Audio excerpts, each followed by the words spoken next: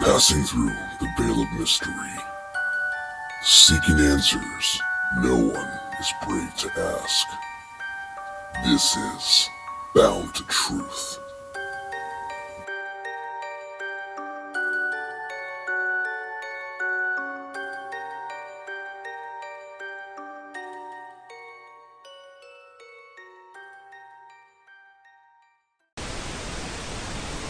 Hey everybody, welcome to Bound to Truth. I'm your host, Christopher J. Lopez. Hope everybody's having a great evening on this fine Friday of June 13th. Now for me, June 13th, especially a Catholic, I'm superstitious. That's why I didn't ride my motorcycle today across the bridge. Just a form of bad luck. But you know what? That bad luck didn't stop today. I had some issues at work that started right away that just caused me a lot of headaches. And surprisingly, I didn't lose any more hair, but I did have a lot of gray in my beard. But there is a happy ending. I'm ending it on a great high note with a wonderful, great brother, friend, someone I know for, probably almost 2 decades. A great bandmate of mine with the fantastic band No Look Escape, an awesome musician, just a connoisseur. I call him the Mozart of all instruments.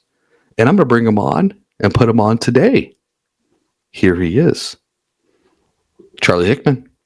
Charlie. How you doing? I like that background. I'm going to fix it up a bit. How you doing, man? There you go.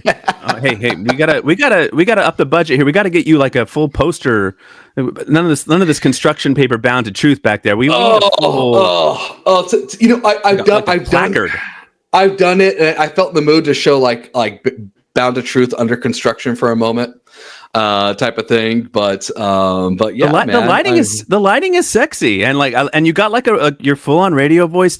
If you've ever watched the show Psych, there's an episode where they take over the radio station, and Gus has his call-in love show, and you got a little bit of that husk, man. It's a nice. It's a beautiful thing. Hey, thank you. Am I a little offended that you're bringing me on Friday the 13th? A little bit. You know what? How about this? This will make you feel it, Charlie. Because it's Friday the 13th. You are my lucky charm. You are my four-leaf clovis moment of desperation and darkness. Man, I don't know how to say anything but thank you to that, because that is beautiful. You're a poet. You should have written all the lyrics for our band. Oh no! My stuff will be like, I'm having a bad day. Work sucks. Women don't love me. No, I'm joking. No one's ever made money writing those lyrics. I don't know, unless you're in the 80s. So they had a bad day. I think it was a pretty big hit. Oh yeah, that was a one-hit wonder. Or if you look at the band Kiss with "I Was Made for Loving You," I was made for loving you. It's like, okay, honest truth. When disco came out, Kiss and The Rock, they hate disco, and Paul Stanley's like, dude, I could write a song in 5 minutes, and he mocked disco by writing that song because it's all repeated. Like lyrics and chorus, it's all the same, but the bass is pretty cool. I call that's probably Gene Simmons' best bass work. I mean, for you, it's like, hey, I'm not here to insult Kiss. I'm not gonna offend your viewers by having a negative opinion about Kiss. No, they're great showmanship. Was not my band, but that's fine. They're great. They're great. So, for other hey, man. Oh yeah, and that's okay, man. Some people just like a plain hamburger. Some people like a Big Mac. Some people like extreme. In this analogy, is Kiss the plain hamburger? Is that what they are, or? And I would not confirm or deny. I would not make an insult to Kiss, because Kiss started great things. What they had in very, I mean, like my band's AC/DC, right? It's my favorite band. That's my favorite band of all time. And to me, they're a lot more. In addition, I mean, putting Angus Young aside, and you would know better as a guitar player, because to me, I'm like, he's amazing. He's like, he's pretty much playing 3 chords. Yeah, he's good. But they did things that complemented other things that maybe they weren't as proficient. Like, I mean, think about if a person's like a great rock band, they're going to think either like Kiss, AC/DC. They're not going to think of Rush will be up there, but I don't think that'd be the first thought. However, Rush is a very technically great band, right? And I won't forget when Geddy Lee talked about that when they toured with Kiss, even though they were incredible. I mean, they sound like a 5-piece band, right? But what they said they learned from Kiss is showmanship, and those guys had showmanship. There's nothing wrong with that, and to each its own, Oh yeah, and all that. I mean, the world is more interesting with more musical flavors. That's for sure. Yeah. Oh, before we get into, and by the way, everybody, so people are like, about Charlie. So tonight we're going to talk about pretty much anything, everything. This could be about UFOs, politics. I'm kind of just going with the flow with Charlie. I kind of like, after we have so many great conversations on the phone, I was like, let's just do a podcast episode. Just talk the shit. Talk the shoot and just have some fun and make it just natural and normal and have some fun and be serious and also some lighthearted stuff. That's kind of what I was thinking. Love it. I don't want to derail things any more than I already have, but can I ask you, just because it is Friday the 13th, and I know you and I talk movies a lot as well. I'll be honest. This October, I'm like, all right, I've seen a few of the Friday the 13th movies. I'm going to marathon them. And so around Halloween, I sat down, I watched the first one, and I was like, that really wasn't very good. But all right, I'm determined. I'm going to watch the second one. I made it about like halfway through the second one, and I just wait. I couldn't do it. Is this the original or is this the original Friday the 13th? And then the second. I do not like the Friday the 13th movies, and I know you love them. So I'm going to give you a chance to defend your movies to me because, man, that was a tough watch. I honestly have vague memories about the first Friday the 13th. I'm a fan of 80s horror film, even though I've grown out of the horror films of the 80s. But because it's more slash, right? Slash, and there's like, girl running and so forth. It's kind of like the same premise type of thing. The good guy wins, but they always come back. The bad guys, the horror guys in the 80s always come back. You can't kill the bastards. You can't kill them, right? Unkillable. Little zombies running around. But, however, for me personally, when it comes to the graphics of certain things, what they do in the movies, like The Thing, in other movies and so forth. The Howling. Have you heard of that movie, The Howling? Mm-hmm. Okay. Like the transformation of things without no CGI, to me, were just incredible. The work and the art they put into it. Now you got AI doing things, which AI, I could go on about AI. Actually, that's the thing we could talk about for sure. That shit scares me, dude. Not freaking holy shit. Terminators to Skynet went live, man. But that's the things I like about a lot of the horror movies is the work with when it comes to transformation and graphics and all that, and just the makeup. Werewolf in London was like phenomenal. Oh gosh, that werewolf transformation scene! Mm-hmm. Yeah, that was incredible. Oh yeah, well yeah, the two. Okay, so you've seen The Howling, you said, right? Mm-hmm. Yeah. Okay, and you've seen American Werewolf, obviously. Sure. The werewolf scenes, the one with The Howling. Actually, you know what? I'm going to pause this for a second before we go into it. People are like, "Why are you talking about movies, Charlie?" Let's we don't have to. We can start all the way over if you want. I'm sorry. We're not. No, I like this because I like keeping it humanizing. So before we go into it, because I want to continue the conversation and kind of ask your thoughts on that. What podcasts are you on, buddy? Can you share that? And I'm going to put a link for you too, because I need to ask you to give me a link because I want to promote that. So Talk Punch. So you can. That's the name. You can put the. I don't have the link on, but it's just on YouTube. You can find it. I can find it on YouTube and put the Talk Punch. And how long have you guys been doing Talk Punch for? Oh man, I think since 2021, maybe. So like maybe 4 years now. 4 years, awesome. Yeah. And who's all involved into that podcast?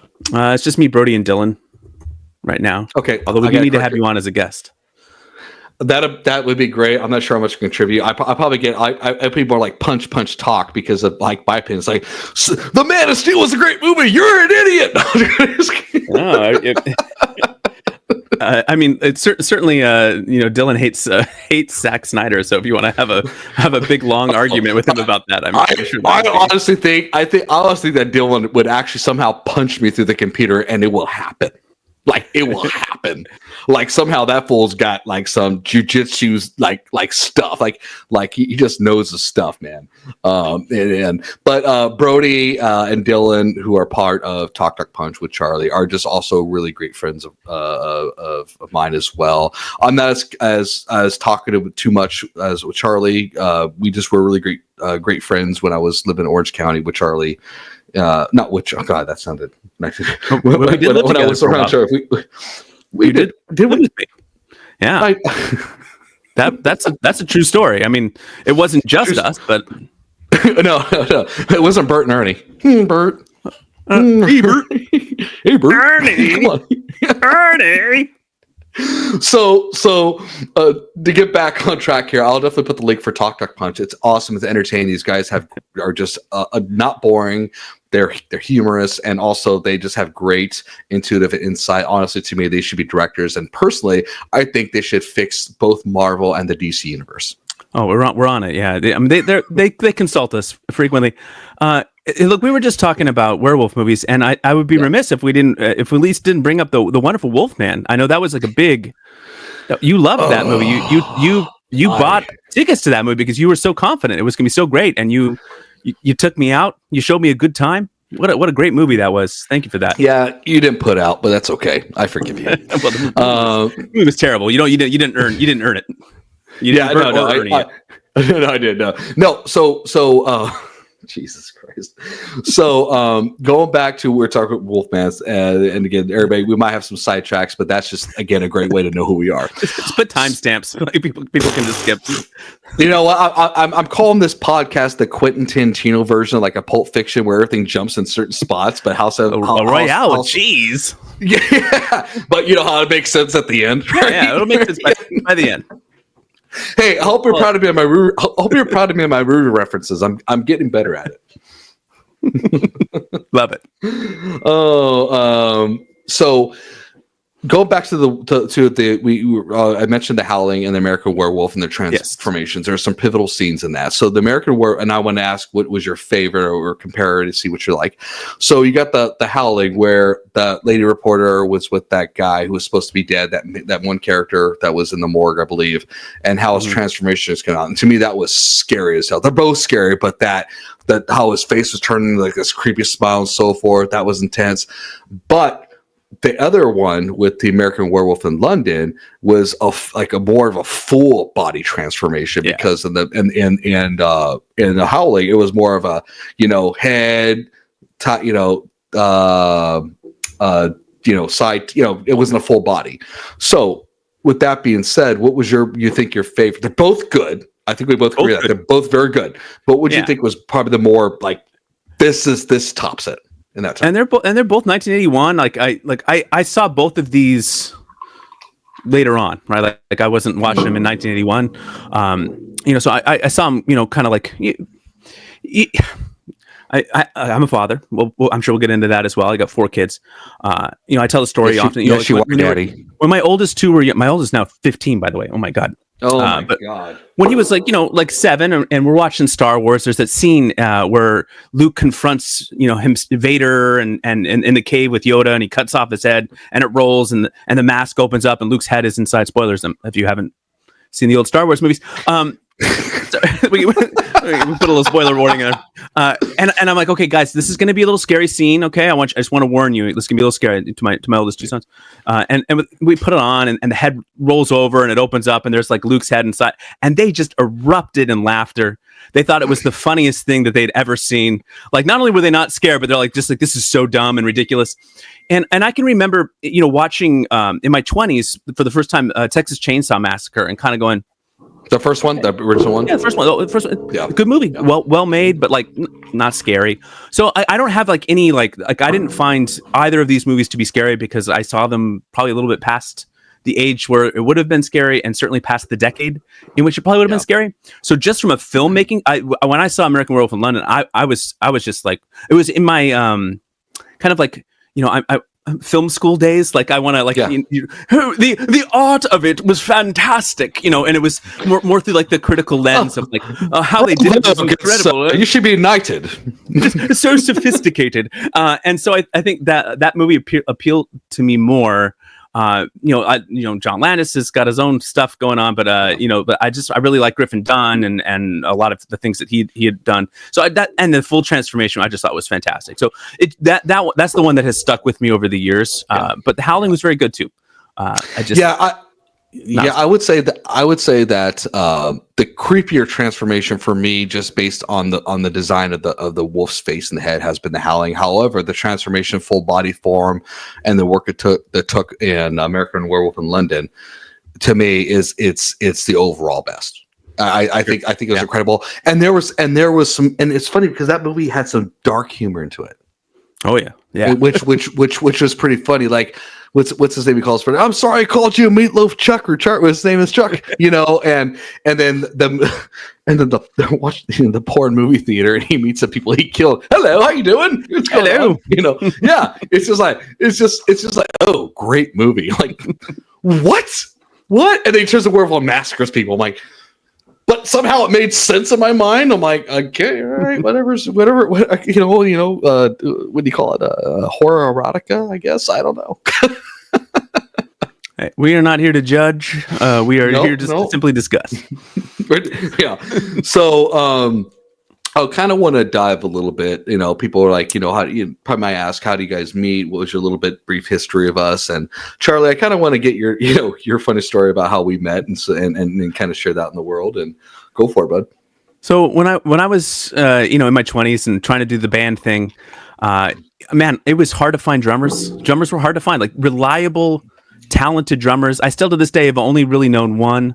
But then and that's my friend Matt, of course. And he's terrific. Yeah. Great guy. No, so I often played this game of like, and do you mind if is it okay if we do a little bit of backstory here? Is that all right? Yeah, no, that's the whole point I'm asking, man. Go for it. Feel free to edit all this out if it's just uninteresting or too long. But so I was in a band with a girl named Dana, and we went through like Dana. We went through like 6 drummers, kid you not. And I worked as a waiter at a restaurant, and there was this like regular that came in all the time.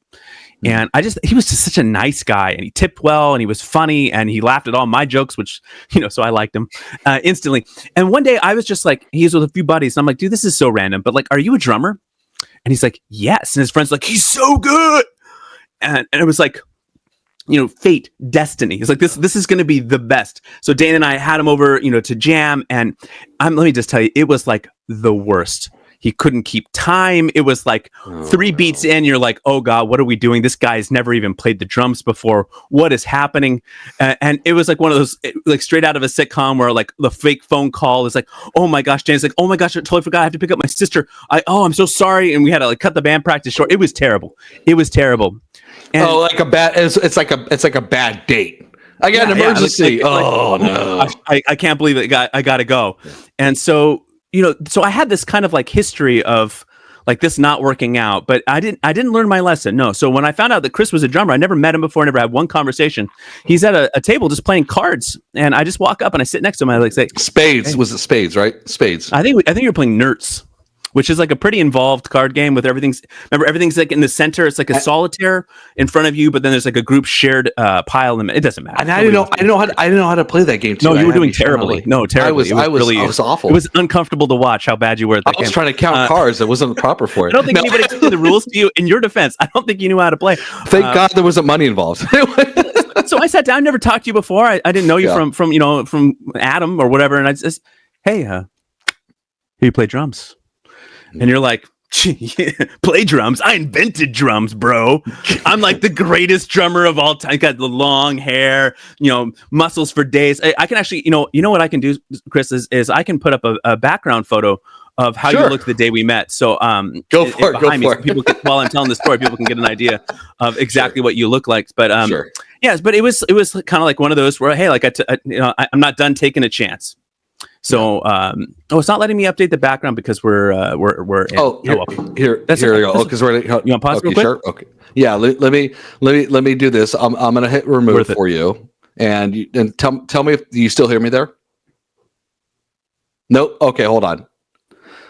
Add you back, and let's go ahead, guys. I'm gonna put a pause. Take a little break. Hold on. We'll come right back.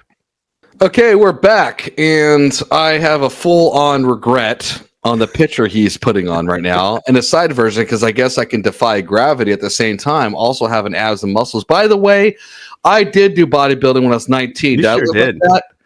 Not like that. Look, this is like an insult to you because, as I recall, aside from your famous wardrobe malfunction that you had in front of the children when you were bodybuilding, which is a different story. Yeah, you were ripped, man. Yeah, but so this guy's sitting at the card table, just losing at cards, but winning at life, winning at life. And I was like, dude, you play drums, and he's like, man, I'm the greatest drummer you're ever gonna freaking play with, bro. And he was right. Like it was. Like there's different, we talked a little bit about bands in the beginning. There's different flavors in a lot of different artists in the way that they work together. And you can have a band like The Police that has incredibly talented musicians, but just their styles, like the songs are good enough that the style like differences blend, but man, they hated playing with each other. I never felt that way with you, Chris. It was always such a pleasure to play with you. I just felt like we had a kindred spirit and how we wanted to approach music and play.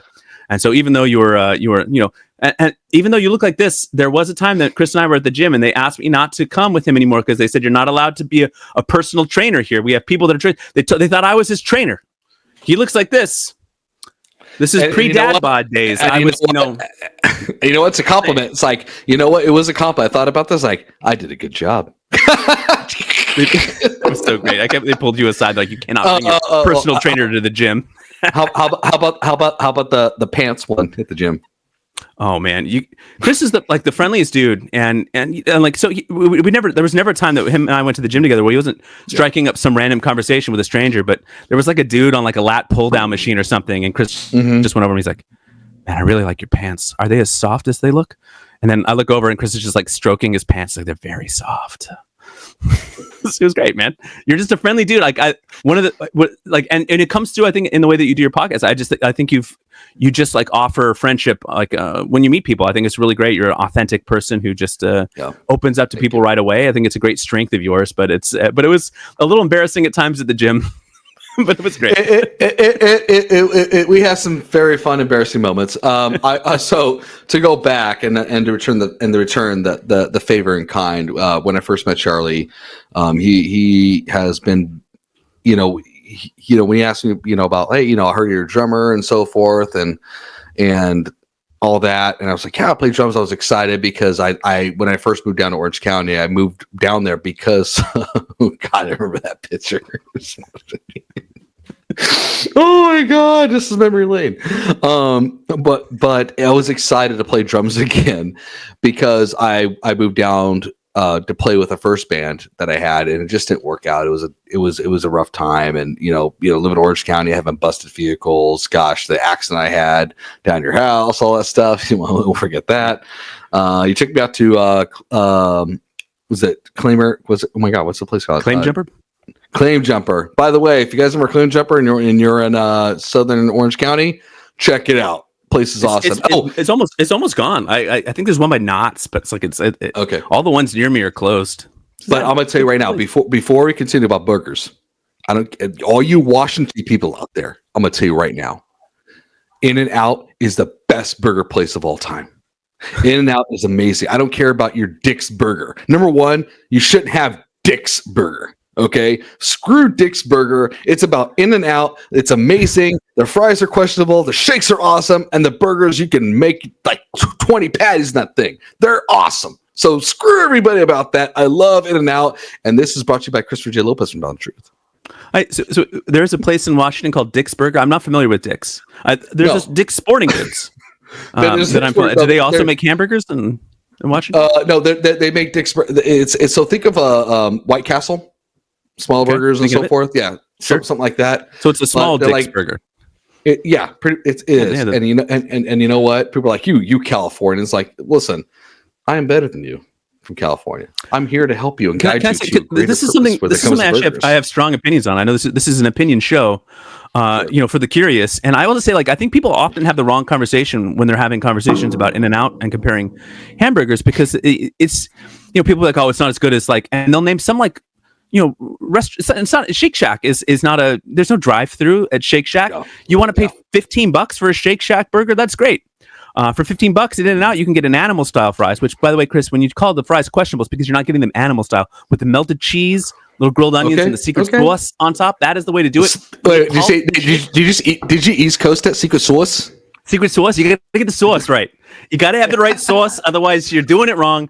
You could get like a double burger, fries, and a shake for less than $15. And now the price point is unbeatable for the quality of food that you get. And that's really the argument. It's not about whether it's the best burger that you're ever going to eat. It's like, right across the street from our In-N-Out is a place called The Cut, which for all intents and purposes has a better burger if you would like to spend $28 on a patty of Kobe beef and have a gourmet experience.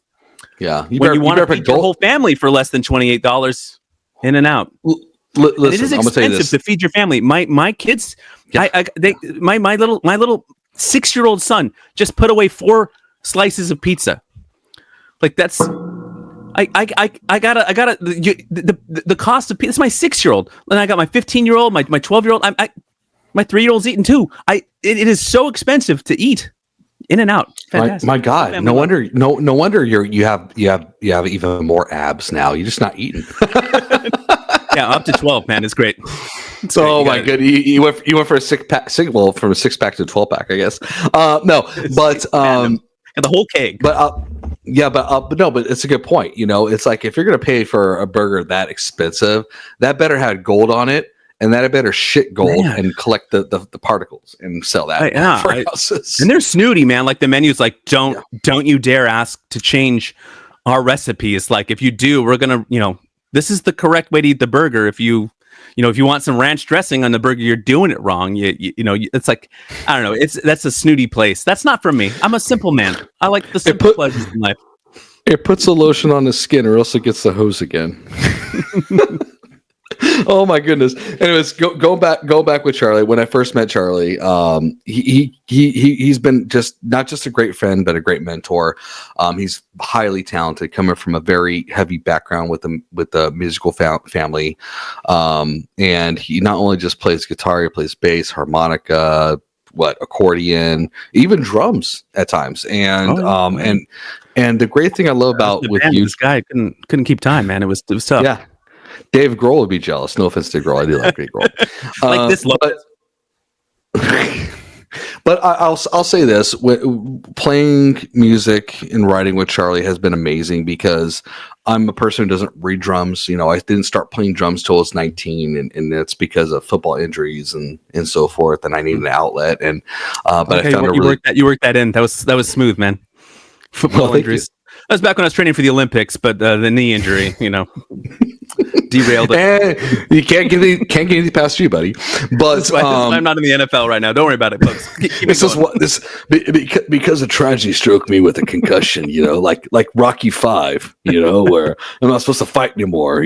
But I'm fighting Tommy Lee. Hey, I'm not supposed to fight anymore. Come on, give me a little slice of blown while you tell your story. Give me a little. Give me a little slice. I can't stop my hands stop shaking. There. I get my hands are shaking. Oh. Listen, it's not about how many times you get. It's how many times you punch, how many times you get hit, and keep moving forward. Anyways, that's Rocky Balboa. I do actually like that. But what I love about Charlie is, him being with that extraordinary background with music, and me, finding my path. I didn't read music and everything that I really try to play with what I can. And by the way, for all you out there who are younger than us, this is before we had pods to put in our ears. We had CD players, and it's like, how do I play drums to something to learn and so forth. It was challenging. Terrible. You know that. Terrible. Yeah. Terrible. Yeah. I think rotary phones were about to die back then. But when it came to writing music, we just had such a great knack. And I remember those times where I told Charlie, like, hey, you would ask me, he's like, what do you want to play? I'm like, just play something. And then they're like, okay, stop right there. Let's do this. Let's try this. And we just built and so forth. And we're a big fan of shots and songs and so forth. And I would say that you and I have, I think, had the best chemistry. Like for me, or I will speak for you. For me, I had the best chemistry with you when it came to writing music, because there was a lot of great passion involved into it, and we just had a lot of fun with it too. And Greg, if you're listening, you're okay. No, we love Greg. We love Greg. Greg. You talk about Bigfoot sighting? That guy's Bigfoot. That is true. He's a tall man. Now here's a question for you, just for fun. You found a drummer. There's a season of time when I left for a bit because I was and love. Jackass, yes. Go on. Yeah, right. But how many lead? We went through what 3 lead guitar players? So you talk about drummers, right? But when it came to lead guitar players, to me, you can lead guitar play the whole damn thing. But you're like, we need another person. Like, do we? Like, this is one of those. Like if ever the technology is developed that you can, for time travel, but you can only do like small fixes of like stuff that really doesn't matter. Like, you can't go back and like, kill Hitler or like, change world events. You can't like alter life in any like truly dramatic way. I would love to just go back in time and just be a 3-piece.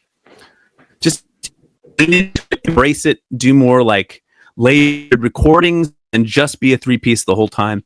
And it would have just been so much cleaner, or gotten a singer and I could have just like been a multi-instrumentalist and it would have been fantastic. One of those two things. If I ever have the ability to time travel and just so I could have recordings now of the band, like we wouldn't be, this wouldn't make us famous or like it wouldn't matter, but I would just have like the recordings now that I'd be proud of. And I don't we have recordings that I think are really good, but none of it matched what was in here. We never quite got the mix with the other guitar quite right. And it just never quite settled in a way with the recordings that like I listen to them now and all I hear are kind of things that I wish I could change, And that's kind of I'll tell you one decision we made right is when the last guitar player we had when we did the Mustache song had that ending with Hitler at the end. I was like, no. I feel like you can't just say that. You gotta elaborate a little bit more on the story. So I had written a song about mustaches, a funny song. Yeah. Sorry, go for it. Yeah, sorry. That's what. Yeah. Maybe it's his mustache, and that's why he gets all the ladies, and it was kind of just a tongue in cheek, Tom Selleck love type of thing. And we were a little bit ahead of our time. We had a whole AV experience with when we play live, and we do these shows at the Spectrum or other outdoor places. I set up the screen, we had a projector, we do videos and pictures. That was awesome. And so I had like a whole like slideshow and video thing that we did with the mustache song, and we'd have like gentlemen with mustaches like Magnum, and we had this like kind of lead guitarist, older guy, kind of a weird dude, and he's like, yeah, we got to put Hitler in there. And it's like, actually, no, we don't want that in there at all, ever, for any reason. Like, no, that is not the spirit of the song. And look, the Chaplin mustache, it's a terrible mustache anyway, if we're being, so I'm going to call it the Chaplin mustache, the Charlie Chaplin mustache. Fair enough, because it's before. It is not a sexy look. That is not the mustache that we're here to celebrate the Sellecks of the world, not the Chaplins of the world, not the little wispy Larry Birds, not these little little blonde whiskers. I'd rather take the milk mustache and put that in there than the Hitler mustache. That's how bad it was. I was like, dude, no. That was like that's kind of a red flag there. So you kind of, it didn't work out with him. So that's fine. Yeah. That's where your head is at. We're probably not going to get along too well here. On a side note, just for kicks and giggles, I mean, it depends on your morbid sense of humor. Kanye West came out with a new song called Heil Hitler. Oh, Kanye, not a fan. Not a fan. Probably will not listen to dude. I did listen to it when I was sent from one of my buddies, and I was listening to it. I was like, okay, this is just terrible. But I listened to it just out of curiosity because I'm morbid that way. And I hear like layovers of the speech in German. I was like, oh my God. This is god awful. What are you doing? It's almost like, are you trying to self-destruct? What are you doing? Listen, I'm all about, bad publicity is good publicity. This is just god awful publicity. What are you doing, dude? This is stupid. Anyways, but yeah, so that's about our lead guitar player's story a bit. Let me ask you this: what was your favorite moment, or what was the favorite show or the best show you think we had that kind of resonated with you? Oh man, that's a really hard one. My favorite that I'm probably the most proud of was when we played House of Blues, and that was really cool. I don't think it was our best show though. We didn't have time for a sound check. Like if it was all rushed, I didn't like the way the mix was through the monitors, and I just didn't think it was like our best performance. But it was really fun to do, and I'm like, as I look back on that, like that was a really fun one. I really liked, oddly enough, like that horrible show we did in LA where you didn't make it with drums. you didn't make it up. And so like I just sat there for like 45 minutes at this club in LA and I just made up songs about people in the audience. That was really fun. No. I did have my drums. It was no, It was just you and me. It was the bass and the guitar. And you were just doing your awesome, improv, and people were just like fun. It turned into like a comedy night. It was a little bit like that's a fun memory. That was incredible. And then remember how the doorman was charging the people we already had on the list, and I was like, dude, no. We had some shady dealings in LA, man. It's a shame. By the way, before we got there was a whole parade happening. Right? Guys caught in traffic. I'm not going to talk about what parade it was. That's totally fine because I was. I think it was a homeless gentleman, I believe, that was exposing himself. What's her name? The young. We don't need to name names. No, I'm not. Sorry, we won't name her name. But we see these girls across the street from the Whiskey Go, right? Whiskey Go, and they're like, oh my God. And then this guy in the middle of the yard, homeless guy who's in a trench coat and probably cowboy hat, the way I remember it, my morbid mind, was just like, yeah, we're in the back, what's going on? And we saw this. Yeah.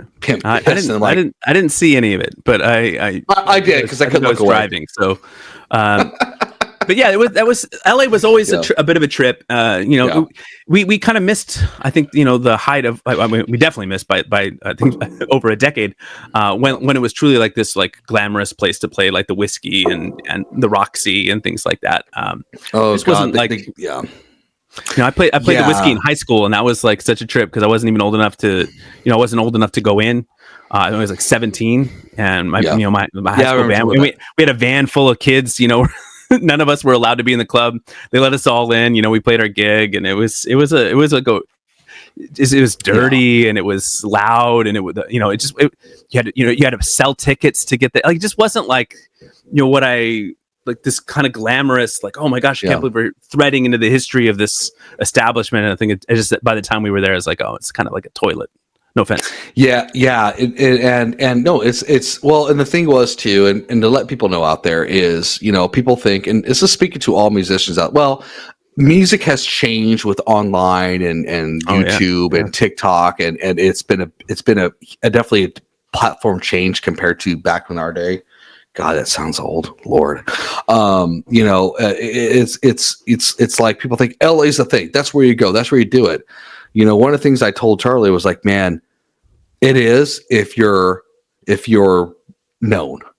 It's hard when you're trying to establish yourself. Yeah. And when we were calling, remember I was calling these venues and everything like that. It was like, well, you got to buy tickets. You got to buy this. Like, what? It's like, we're here to provide the entertainment. I mean, I get the business sense, but it was just a bad business model.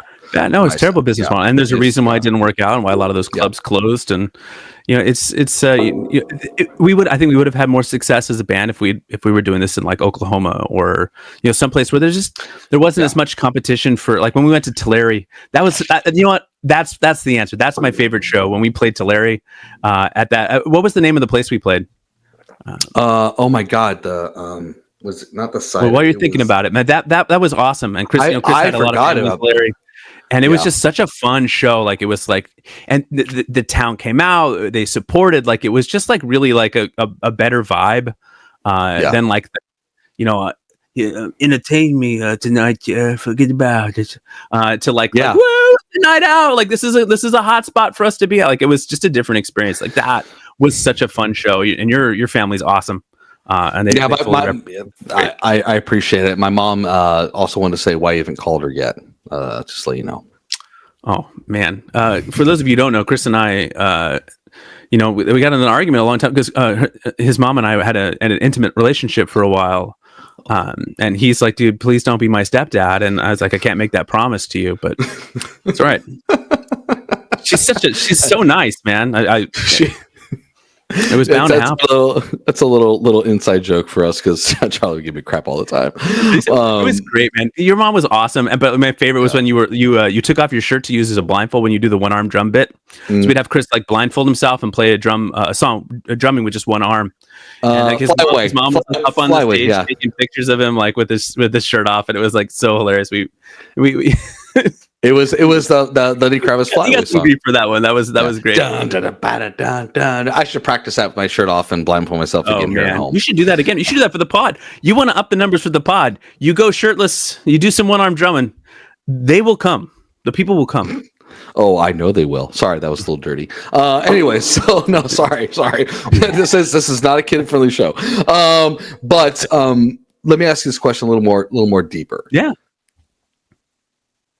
If I gotta say this, and I know everybody can say this about themselves with the band and so forth. I personally feel with the music that we created, and also music that wasn't recorded, I thought it would be better for a third album. Yeah. Oh, the third album would have been fire. It would have been amazing, and of course, life things get in the way. Adult stuff. People moving to Washington, garbage stuff like that. Yeah. I gotta go eat at Little Dick's Burgers. I've gotta go. I can't wait to move to Washington and become a Seattle Seahawks fan. No, I am still a Rams fan, loud and proud. Yeah, and nobody Rams like you, Christopher. Yeah, hey, just right at the end of, you know what? At the end of this podcast, I should just play that.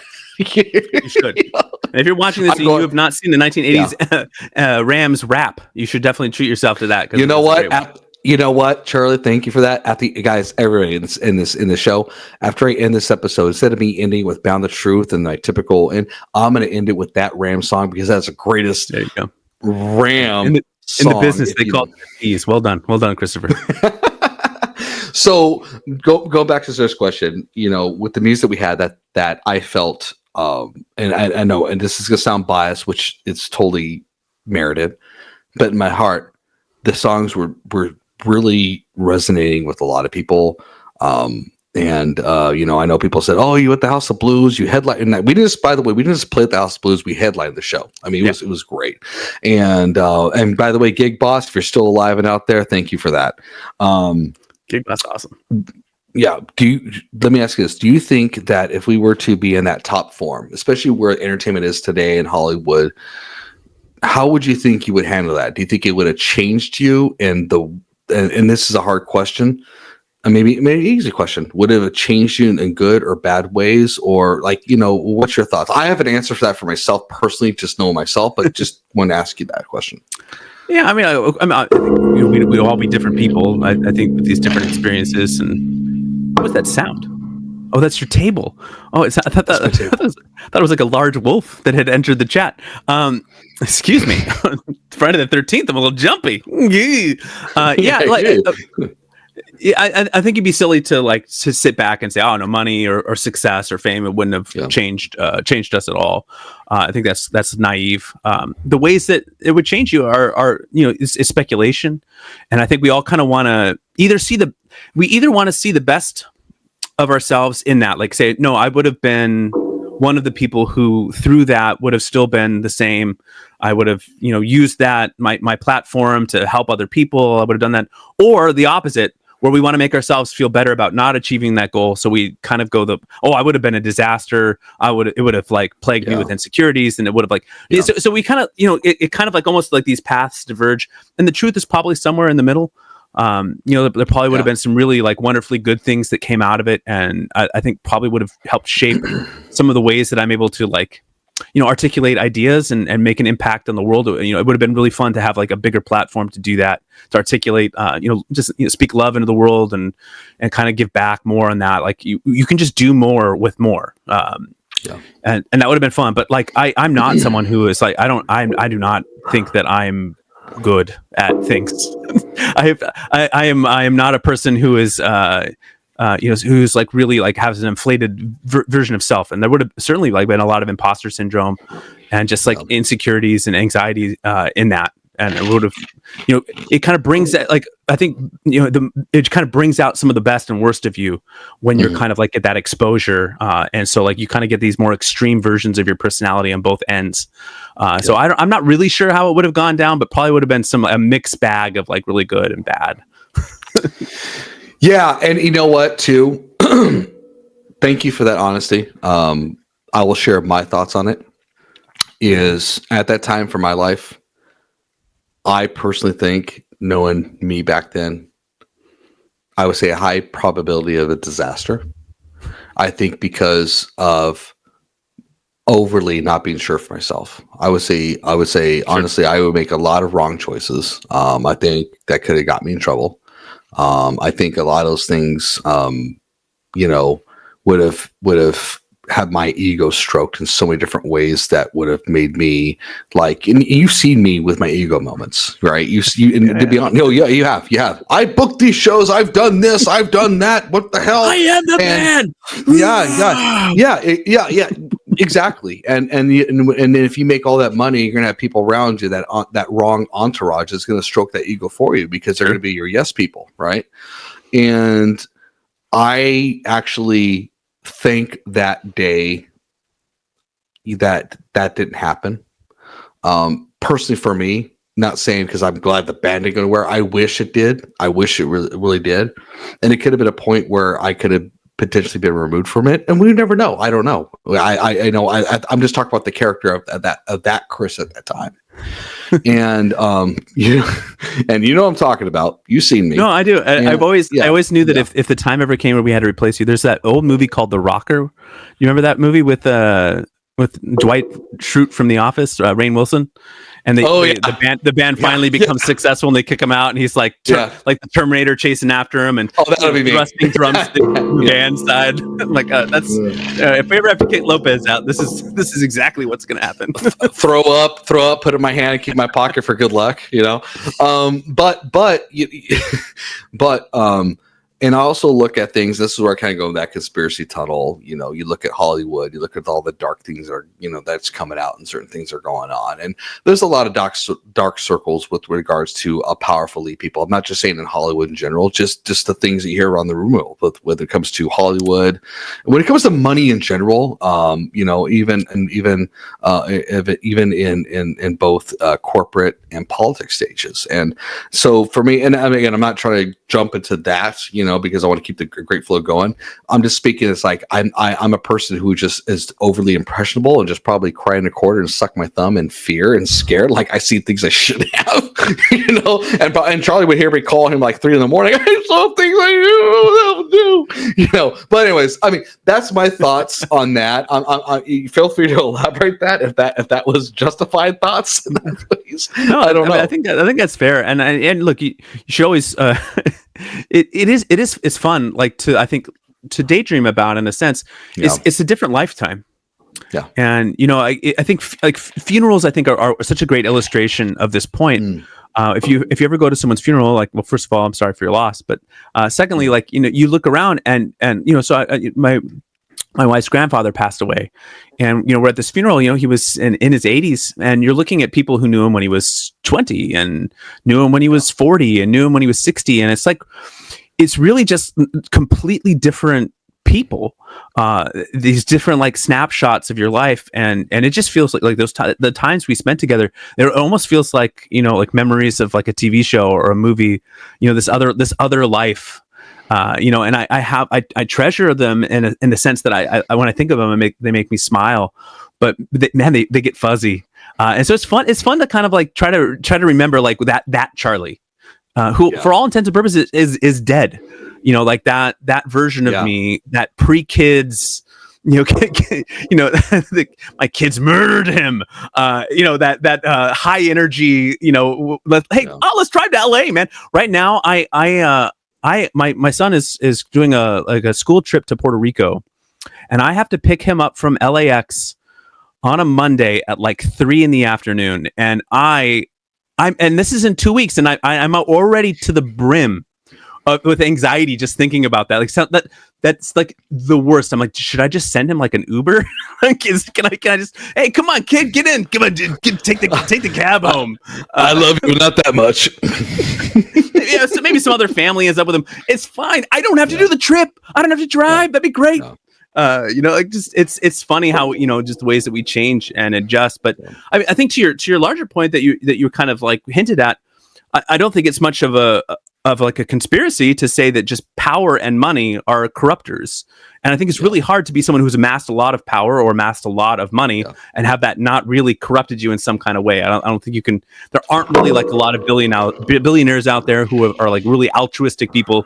You kind of have to be willing to, leech and step on people to kind of get to that higher rung of things. So yeah, sure. I don't think it's all that controversial a statement for you to make that like people in positions of power probably aren't great people. I think it's probably fair. And generalizing here, I know there's a lot of billionaires that watch your show, so no offense to them, of course. I'm sure you were the exception. I'm gonna get lawsuits tomorrow. A little cease and desist, or buy your podcast and destroy it. That'd be great. If you billionaires sue me out there, do it, because I'm about to bring this bastard back right on, and we're gonna do it again. That's right. We're coming after you. I'll read the cease and desist order with Charlie, and we're just gonna make fun of you more. Yeah. That's right. Take him down a peg. That'll teach you. Like, what are you gonna do? What are you gonna do with me, man? Cut my hair? Gonna make you shave that beard and cut your hair, man. Yeah, right. But no, I do think about those moments, and one of the things I also love about you too is, even way before I started this podcast, and I started this podcast over a year ago, and you've done podcasting since 2021, not just in podcasting, but just in film and entertainment, which are another feather to your cap, to your many accolades of talent, and you and Dylan and Jen especially. It's been a great therapy for me. But what I loved about you is that I've always had these questions about, UFOs, aliens, all that stuff, and Bigfoot and all that stuff. And I won't forget you're the one, even though you're like, at that time, I'm not sure where you're at today, but at the time it's like, have you heard of Coast to Coast AM in Alabama? Because I have a friend who listens to it and stuff. And it's funny because you were like, yeah, Chris, all right. I get you got your own thing, but this might help you just to kind of, Brett, get you connected with things, to stop talking about it. Maybe not. I don't know. But that's one thing I love about you is you never judge me for that. Even though we have had really great, strong, heavy conversations without throwing blows, which is awesome, because I love our dialect because of respect and love for each other we have. But that's something I really appreciate you is you've always had that acceptance of me, and always accepted, hey, it is a possibility. I don't know. You put more heavy weight and faith with it than I do, but I can't say it's not true, type of thing. That's what I love about you, man, is that you've always respected me on that end, and I hope I've really gave you that same respect back. Yeah, no, I appreciate your curiosity, and I think it's more, curious people are more. You can't say like, look, there's a great TV show, Ted Lasso, and everyone's seen it now at this point. So anytime you start talking about being curious, it's like you're just quoting the TV show. But I was a fan of curiosity before it was cool, even before George was curious as a monkey. I just think curious people are more interesting, and I think it's more fun to talk about stuff, and we don't have to, share beliefs. I don't think that applies to everything. I'm not like everything. Let's talk about both sides. I don't think we need to entertain both sides of everything, and I don't think you do that. And so I do think that's a different conversation. But I think exactly. If I know you're into something, and this goes for anything, like hey, Song Exploder is a great music podcast where they dissect, songs. Like I've got friends that are into music, that's something I might recommend. But if you're into UFOs, like it's good to find people that share your curiosity and that you can talk to about stuff like that. Because I think that one of the worst things that can happen is if you have like curiosities and passions and you share them with the wrong people, and it makes you embarrassed to share. The world needs more honest people who are being honest for the sake of like, how do I want to say this more eloquently than I'm saying it now, but because I think people will use the, hey, I'm just being honest as a way to kind of wrap their cruelty into like a softer package. And that's not what I'm talking about. Like the world doesn't need that kind of honesty. There's a lot of that enough as it is. Like I'm just asking questions, bro. And like, just kind of like using their voice as a way to kind of say cruel and really awful things and trying to wrap that in a more palatable package. That's not what I'm talking about, but people who are just really honest. And I think this goes for like mental health. It goes for your passions in life, for your job, for your work, for, your marriages, your parenthood. All of this is better when we share it. And when we can feel honest with one another and share things in an area where we feel like we're not being judged and where we can kind of express ourselves. And so I all around, I think that's like a really important thing to find in relationships that you have, like friendships, cultivate. If you have friends that like aren't judgy and will listen to you and kind of engage with you, I think that's like a really big treasure, and you should really kind of lean into those relationships. And yeah, and to add to that too, that's another thing I love about you is like you really do well with discerning when it comes to people's inquisitiveness and curiosity, where it's just like, hey, I'm just trying to, I'm not here, it's how to say this. I'm trying to find if there's any basis to my interests. Basis that thing, when it comes to those subjects, when it comes to those interests. And that's what I love about you. And by the way, if this is, I mean, I can cut this out or not, but this is when, at the time when Charlie was really heavy involved in, the church and so forth. And the reason I bring that up, it's not to, again, people who are in church and Christian, it's not trying to discredit them. I'm talking about in leadership. And when I talk about leadership, because usually leadership is very, typically my experience, again, I'm not trying to speak for everybody else, is very more conservative on these subjects. Charlie never did that to me. And that was one thing. And and also in addition to that, he's seen me in my very dark moments of my life. And that's why I love this guy. And that's why I'm glad on this podcast, is that even in those times, he never put that judgment on me at all whatsoever. Or it was all love from his heart, and just a person who's just like, I care for this person. You still there? Oh, I'm still there. Yeah, you're cutting out a little bit, but I'm here. Okay. Sorry about that. You know what? What I call those moments? Government interference. You can tell me. There it is. There it is. No, you got to put a little tinfoil on the computer, man. Help it out. No, but to finish that thought process, that's something I love about Charlie. Even those moments and that lifespan, like you talk about, we had different life moments and different us's back then. That he never did. That the one thing that's always been consistent and still consistent today is that.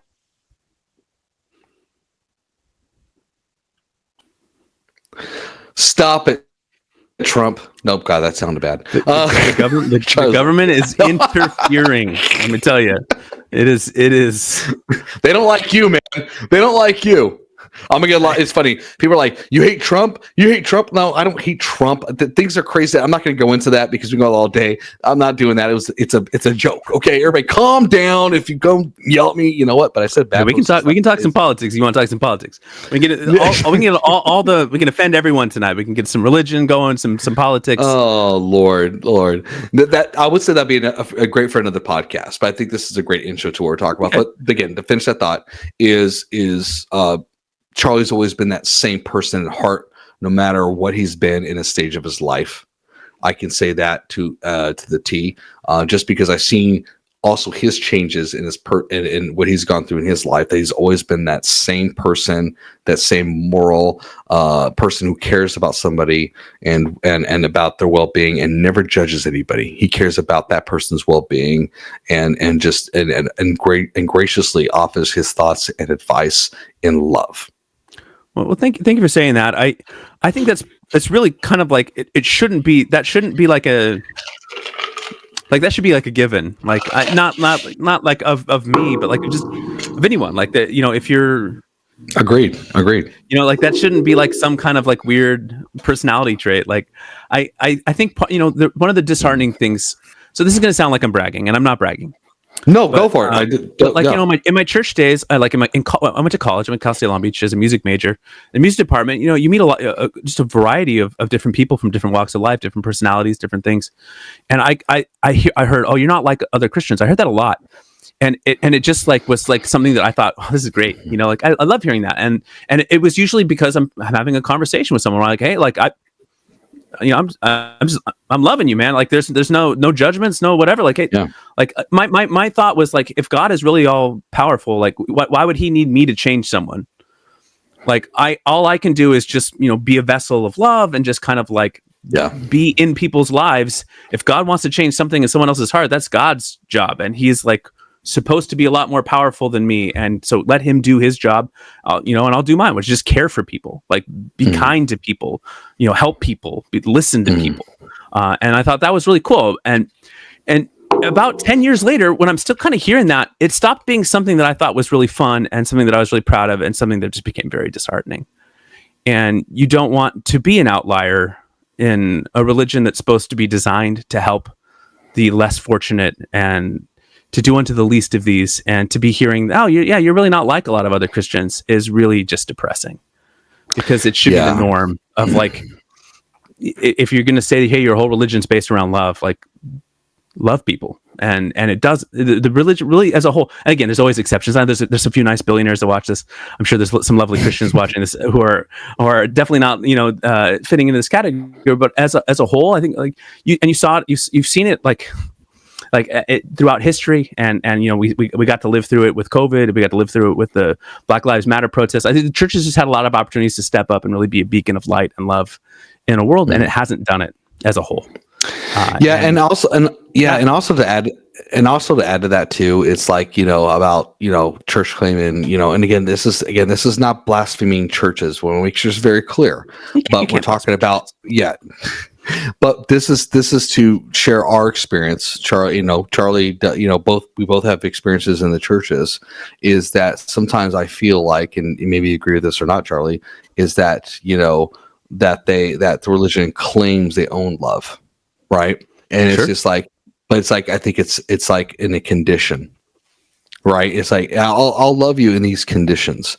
And it's not this agape love that they talk about in churches, and that's, and there's tough love. We all know that, you have kids, there's times there's going to be tough love on your children because you care about the well-being. There's a long game. But I think there's sometimes that love gets also used to manipulate people for deeper agendas, when it comes to, and anything, churches, nonprofits, all that stuff. And that's one thing that I said I love about you, is that was never your personality. Even being a leader in the church, that was something you never did. You never represent, like I'm not going to end the church, but you never represent this church in the name of love. It's like, I represented this in the name of love. I represent myself in the name of love. It was, and that's the thing. It's like that's something that should never be like, oh, you love me, so what church you belong to? Oh, you love me, what cult do you belong to? It's like, no, we're human beings. That's something that should be something very normalized. It should, and unfortunately it's I feel kind of gone downhill and it could be in politics, whatever, on both sides, on all aspects. And it's like, we don't listen to each other anymore. We don't have dialect with each other anymore. And, that's something that I love about you, even though you have changes on your stuff personally, that you never wavered from who you are.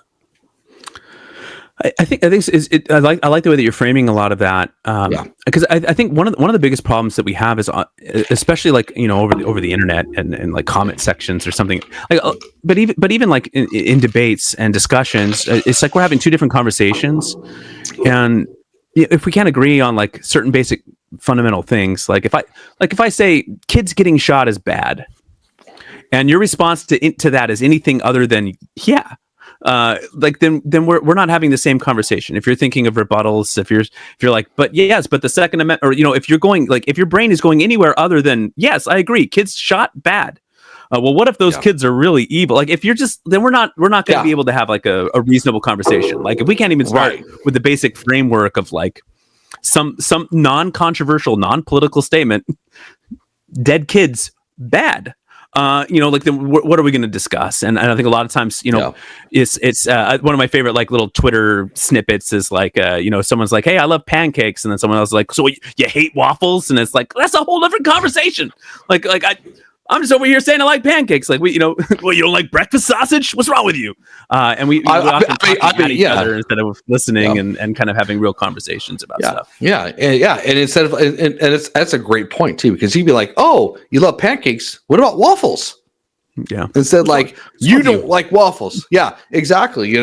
It's again, I like the typical, and this is me and my business mindset when it comes to banking, the open-ended questions: who, what, why, when, how, and where. Who, what, why, when, how. Thank you. Famously invented by bankers. not me. Not the where, though. We don't want to know the where, the who, the what, the why, the when, and the how. Forget the where. Oh, I forgot the where. Actually, you're right. No, we don't know the where. No. Okay. It's at the bank. That's where it is. You take that to the bank. Little pun with the banking world, but no, but that's that. Thank you for that. That's some great points. Is that that's the missing dialect? Instead of being like, okay, we're saying you're wrong. It's like, okay, what about this? Here's my questions. Like you and I had some multiple times passionate conversations. And when I say passionate, people can call them arguments. I would say arguments. I think they've been very passionate conversations. No. Because I think everything very passionate conversations. And me, it's funny because my I'm gonna say former wife, because I hate using the word ex. I'm using the word former. And by the way, everybody, she's a great person. We're still great friends and so forth. But she would say to me, it's like, well, you're always, it's like you always say the word devil's advocate. I'm like, and times I've gotten intense because I'm a person with a tense purpose, but I really work hard not to be that person because I don't want to come off that way. But I'm the person who's like, okay, because I do that with myself. Like, well, if I'm thinking this way, what if this person's thinking this way? And that's my brain mindset when it comes to my job, when it comes to work. It's like you play that devil's advocate type of thing because I'm curious because I want to open, because for me, I'm hoping it opens a dialect. And if it doesn't, and a person gets offended, I'll go back to the old funny, not funny, but fun biblical scripture. Don't throw pearls to swine. Now, I'm not saying people are swine, but it's like, you know what I'm talking about. It's like both sides. Yeah. It's like, we're not getting anywhere. Well, there's stuff that's like there are people out there that are really offended by words that aren't offensive. Like there are people who are like triggered by the word trigger. So I'm going to use the word trigger anyway, because we all have different triggers. There's a great TV show called Severance, and I was talking to a buddy about we were discussing. Hey, what have you been watching? I'm like, oh man, did you watch season 2 of Severance? He's like, oh, I couldn't watch that show. And he's like, I watched a couple episodes. He's like, but you see, here's the thing, I work in like a top secret kind of government job, so like you have to go through the clean room and you can't discuss, you have to sign all these NDAs, you can't discuss work at home. He's like, I can't watch that show. It's like it's too much, like it's a little too real, and it's like great, it's great, like it's like a triggering thing for him, and he's like, that's great, like, so don't watch the show. There's going to be like whether it's TV shows, movies, or discussions, there's going to be things that hit a little bit more raw if you've lived through things. An example I'll use is my oldest son, when he was just a few days after his first birthday, he almost died, and we had to spend over a week in the hospital with him, and he ended up he's type 1 diabetic, and it was just like out of the blue, and it was just like this horrible really like just life-changing experience. And we were at the house maybe like 6 months later watching MLB Network with my buddy, was over for my softball team, and they did a little highlight on Sam Fold, and he's talking about how he's a type 1 diabetic, and he's how he's dealt with that, and how he's in the big leagues. And I'm crying. I'm literally crying because my darling 1-year-old son, my firstborn, I just love him with my whole heart, and I'm worried. What's his life going to be like? And here's this wonderful story. My wife's crying, and this guy's like, what? This is just diabetes. Why are they talking about this like it's some big deal? Like with just diabetes. And I remember that conversation. I haven't wanted to punch someone so bad in my entire life.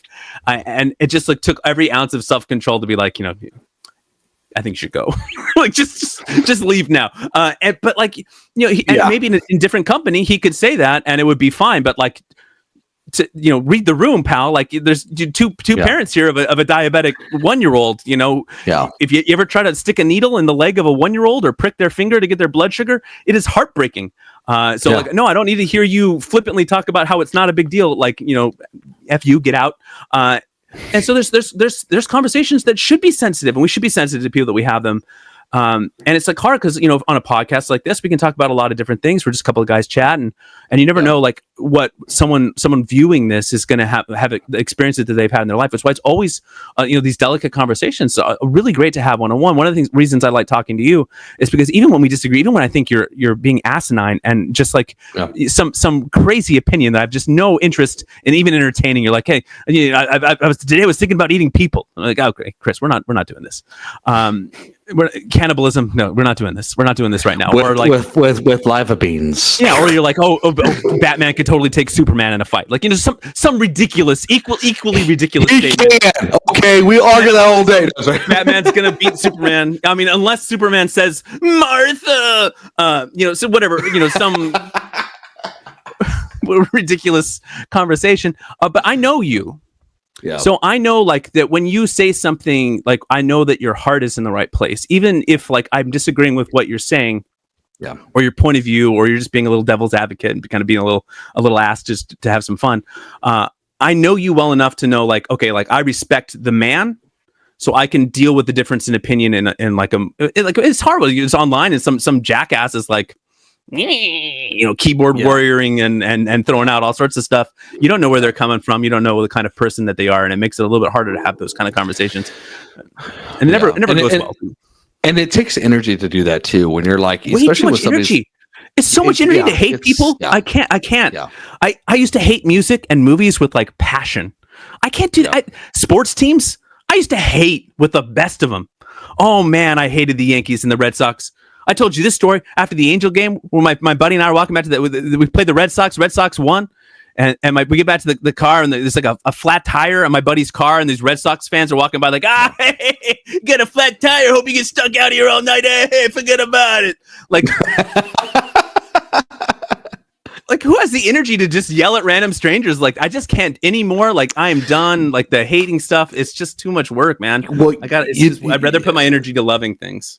Well, you know what, too? Yeah, I 100% agree, and it's easier said than done. You and I definitely both know that, and especially when people do that, I always think it's like to me, it's like my question is like, wow, is your life that bad that you have to be that petty?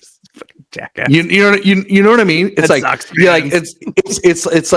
it's like if I, me being a Rams fan, right? And I saw a 49 fan at the flat tire, I'm gonna help that Seahawks fan. Excuse me, you're a Seahawks fan now. It's okay, man. It's okay. Look, Chris, we opened this talking about how it's good to be honest and to speak truth and love. So let's come on right now in front of your podcast. Can you just admit finally that you're like, hey, I'm all aboard the Sam Darnold hype train for 2025. Bring on Kenneth Walker and give me some Jackson Smith and Jigba. Get on the Seahawks bandwagon and let's hear it, man. Go ahead. I'm about ramming it. Yeah. No, but be a gentleman. I'm just going to let that slide on by. Just and by the way, this is our light version of our dialects of our agree to disagree type of thing. But go ahead, keep talking. Okay, they are my team on the AL side, but if they face the Dodgers in the World Series, I'm a Dodger fan. You are. All right, keep going, man. Keep going. Because Now I'm remembering why I used to like hating things. It's coming back to me. I'm creating a trigger event for Charlie Hickman here. But that's some good points. It's like I think people will, and it's funny. I had a discussion with some people in business where it's like some people who are having such an unhappy life will use anything they can to create control and power when it comes to being in retail and all that stuff. That's not right. That's not right. It's not cool. Especially like you said, the stadiums and fans. That's like, dude, they're human beings for crying out loud. I mean, come on. It's like the game's won. You won. Why do you have to downplay them out? Like you talk about the Boston guy. I'm like, are you serious? Are you serious right now? Come on, type of thing. That's pretty shitty, dude. But I'm sure there's some good Red Sox fans watching too. Billionaire, church-going Red Sox fans that are just like, "What the hell, man?" Yeah. No, exactly. But that's your core audience. So. What? My core. I don't know what my core audience is in. I'm just glad to get likes and views, which is nice. Actually, it's funny. Side note: we had the films that we have. Well, it's moved. I changed the business name from Afterlife Research because a Sweden paranormal society saw our film, which I'm like, God, it went to Sweden. I don't know if you heard of Echelon Studios. I have heard of Sweden. Yeah. Okay. There you go. There you go. Say, hey, we saw your film. It's great. We love it, but we actually had this thing before you did. So I just recently changed this week to what's it called? Society. Oh my God. No, the Society Alliance or Society Paranormal. You should know that. I feel like you No, the society. No, the Supernatural Alliance. The Supernatural Alliance. And it's funny. My guy. I love my boy Xander's awesome. He's cool. And then we put it on. It says TSA. I'm like, shit. It's so funny that you said that. I was gonna make a comment about that, but I was like, should I say that? I don't want to ruin this.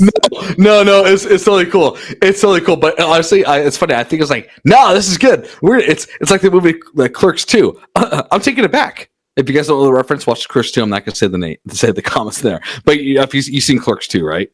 Yeah. Not Clerks 3 though. No interest in it. No. But Clerks 2, I'm taking it back. It's like taking it back. I'm taking it back. It's okay. I'm taking it back. Yeah. If you notice that reference, and people out there who knows that reference to Clerks 2, have a chuckle. You're saying, putting the word alliance in it does make it sound a little bit more Avengers-y. So I think that's what's funny? I told Xander, I was like, dude, what are we? I was just like for the Justice League. I think if you're going to be working with someone named Xander, you gotta change your name, man. You can't be like, this is Xander and I am Chris. Chris is too oversaturated. Right? We got Pratts and we got Evans and we got Pines. Too many Chris's, man. It's funny. There was a text message from Xander, and I think John that said instead of Lopez, it said Lopex. Oh, Lopex, I like because you had the sweet pecs. Now they're low. So I mean, like hey, it's. By the way, I got my man bra on, so it's okay. Dude, so, you're a beautiful specimen. Yes, especially in prison. John's gonna have to step his name up too. We're gonna have to do some rebranding. His last name's Hershey. I like that. Yeah, John. I call him John Hershey Kisses, but I also call him Post Malone because he's got a tattoo in his face, and I give him a hard time. He's like, dude, I'm the pre-Malone. Like, okay. I like that too. See, all right, and you look. There was a time where you wanted to change your name to Lobo, right? Christopher Lobo. No, it was Wolf. No, it was Wolf. Yeah, Christopher Lobo the Wolf. Doesn't Lobo mean wolf in Spanish? Yeah, you're right. You're right. That's actually I didn't think about that. That's been years ago. It's always been Chris Wolf, right, in the albums. Be Wolf. Be Wolf, Kissy. Poor John. John can pick his name and whatever he like it to be. But Xander, Wolfie, and Pre-Malone. Look, that's tough, man. That's an alliance. Xander Lopex and Pre-Malone. That's a superhero group right there. Because I mean, like this is like Bruce, right? Yeah. You don't Batman. Oh, Bruce, not as scary, So yeah. It's a bit broody, but yeah, I get it. It's got a name of power, but not like fear. Yeah. Wait, did you say Bruce is a name of power? Yeah. Like it's like a powerful Bruce. Okay, we're going to disagree on this, aren't we? Yeah, we're going to disagree. If you were writing a story with like a powerful person in it, would you name them Bruce? Like I love Bruce Willis, but I mean, come on. I mean, hey, Die Hard. You just made case in point. You just made my point. Die Hard, bro. He was named. He was named. We're gonna name him. We're gonna name him Hans Gruber. You're gonna name him Hans Gruber. I hate Hans. Now there's a powerful name. All right. By the way, I know somebody named John McClane. Do you? Is it? No joke. And he's a fireman. He has to hear that all the time, and I really hope that he plays it off like he's never. That he has no idea what you're talking about. No, I talked about it. He's a young guy, great dude, great guy, just a good heart. I'm like John McClane. I told him I was like, your parents like just what it's like what do they watch? They watch Office Space and thought of like Michael Bolton. Look, if your last name is McClane and you have a son, you have one job. And you name them John, and you don't ask any questions. You just put it on the birth certificate and you walk away, and you're getting high fives from your buddies for life. You have one job. But naming a kid John McClane, come on, that's pretty badass though. You have a daughter, you name him Shirley, and you walk away. Shirley MacLaine and John McClane, and you were done. The McClane clan lives on. Fair enough. Fair enough. The bloodline will, the bloodline will never die. All right. With that being said, tonight, everybody, I'm going to end the podcast. Charlie, hang on, because after this, I got to take a piss. I want to kind of regroup a little bit. Everybody, how can you listen to us? boundtotruth34@gmail.com, X, Buzzsprouts, YouTube, Apple, Spotify, as well as what's the platforms? Oh, Audible. We're on there too, and other platforms that are considered favorable. And before I say see you on the other side, enjoy this clip of Ram It by the LA Rams. Again, see you on the other side and ram it. Good night. Stay curious. Hey! Hey! Hey! Hey! Hey! Hey! Hey! Hey! Hey! Hey! Hey! Hey! Hey! Hey! Ram it.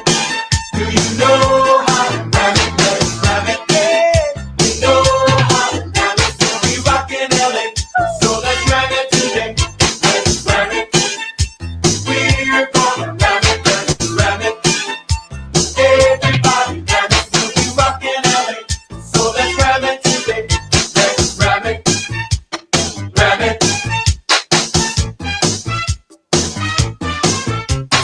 Big bad Jackie and I'm starting this off. The Rams get down so nobody's strong. And don't you worry cause the Rams are rapping. When game time comes, we'll be back to Jackson. We can't sing and our dance is not pretty, but we'll do our best for the team and the city. So get on your feet and clap your hands. Let's ram it right now with the LA Rams. Hollywood handsome, Dodge City tough. If you throw it my way, it's gonna get rough. I like to ram it, as you can see. Nobody likes ramming any more than me.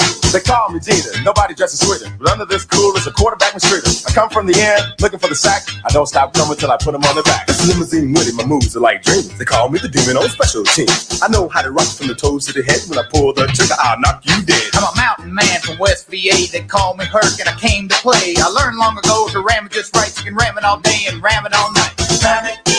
Do you know how to ram it? Let's ram it. We know how to ram it. We'll be rockin' LA. So let's ram it today. Let's ram it. We're gonna ram it. Let's ram it. Everybody ram it. We'll be rockin' LA. So let's ram it today. Let's ram it. Ram it.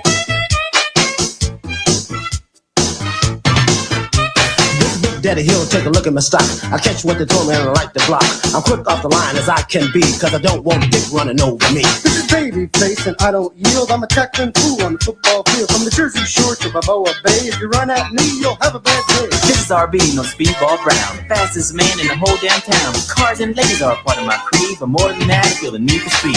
This is Catcher, out to make a run. With shades on, I can catch a DB in the dark. So now you're ready and I'm sure you'll agree. The ramming is fun when you're ramming with me. Ram it. Do you know how to ram it? Let's ram it. We know how to ram it. We'll be rockin' LA. So let's ram it today. Let's ram it.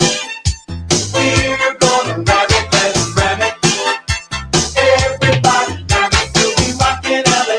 So let's ram it today. Let's ram it.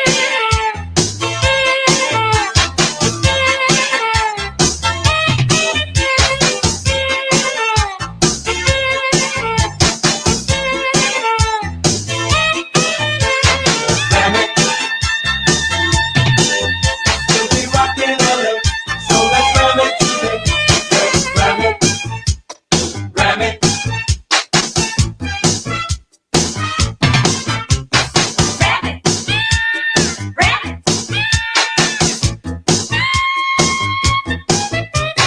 Redden here, I'm a puppet-eyed man. If Eric can't get it, I will and I can. I'm strong as you come, but I've got a brain, and stopping me is like stopping a train. I'm Carl Lee, the general of the D. I make the calls, I'm the coach in LB. The smartest sucker who's got style and class. If you come my way, I'll knock you on your ass. JJ's the name, intimidated. Pass it my way, I'll see you later. Quick on my feet, the ladies agree. Before they know it, they're ramming with me. The Iceman Kimmer, the Roy's the name. I cover the corner, interceptions my game. Score more than anybody else on the D, cause I move like a cat, as you will see. The guys got me thinking instead of dick the sun. I lead the range, I'm the Rams top gun. They say I'm as smooth as a runner can be. Even sweetness and the others are talking about me. I like to dance and have a lot of fun. When it comes to ladies, want a brainy one. But it's never about me, we're here to ram it, you see. If you ram it just right, you can ram it all night.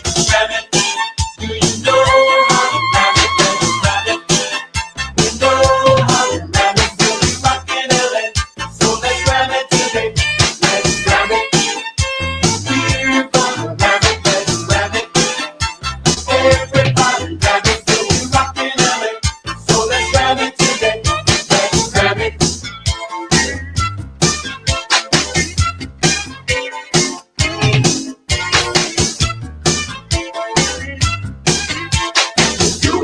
right. You can ram it all night. Ram it. We know how to ram it. Ram it. We know how to ram it. We'll be rocking LA. So let's ram it today. Let's ram it. We're gonna ram it. Let's ram it. Everybody ram it. We'll be rocking LA. So let's ram it today. Let's ram it. Do you know how to ram it? Let's ram it. We know how to ram it. We'll be rocking LA. So let's ram it.